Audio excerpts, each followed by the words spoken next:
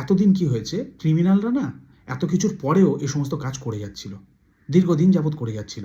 যে জানে আমাদের আইন ব্যবস্থা কী, আমাদের প্রশাসন কী, কোথায় লুপ হোল রয়েছে, সব তারা বুঝতো। নইলে এত কিছুর পরেও এই জিনিসগুলো কি বন্ধ হয়েছিল? আজ বারুইপুর, কাল কামদুনি, পরশু আরজিকর, এ ধরনের ঘটনা দীর্ঘদিন চলেই আসছিল, বন্ধ হয়নি।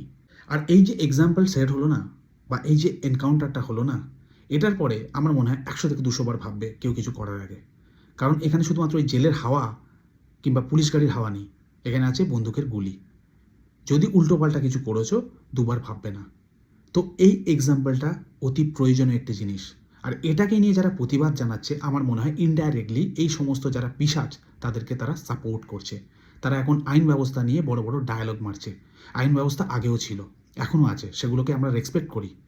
তার সঙ্গে এটাও ঠিক, এই সমস্ত কাজ করার পরে এরা যেভাবে দরালে ঘুরে বেড়াতো, যেভাবে আমাদের আইনি লুফলগুলোকে ব্যবহার করে দীর্ঘদিন বাইরে ঘুরতো, বা এ জেল থেকে ও জেল, এ আদালত থেকে ও আদালত ঘুরে বেড়াতো, কোনো সুরাহা হতো না, বা হার্ডলি যাবজ্জীবন, তারপরে বেরিয়ে আসছে। তো এই আইনি ব্যবস্থা দেখে কোথায় ক্রিমিনালরা ভয় পাবে? ভয় পাবে না, খুব স্বাভাবিক ব্যাপার। তারা জানে টাকা দিলে আমাদের দেশে সব কিছু হয়। তার সঙ্গে এই হচ্ছে আইনের অবস্থা। একটা কেস ঘটলে সেটা একটা আলটিমেট জায়গায় যেতে বহু বছর সময় লাগে, তার মধ্যে আমাদের জীবন আমরা কাটিয়ে নেব।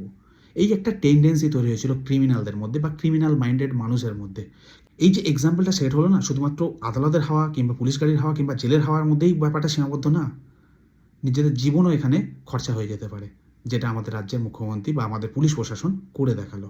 হ্যাঁ, সেটা আলাদা সিনারিও, কীভাবে কী হয়েছে না হয়েছে সেটা বিচার্য বিষয়, কিন্তু হয়েছে, সেটা নিয়ে যদি আমার কথা বলতে হয় তাহলে আমি এটা বলবো, একটা দুর্দান্ত এক্সাম্পল সেট হয়েছে।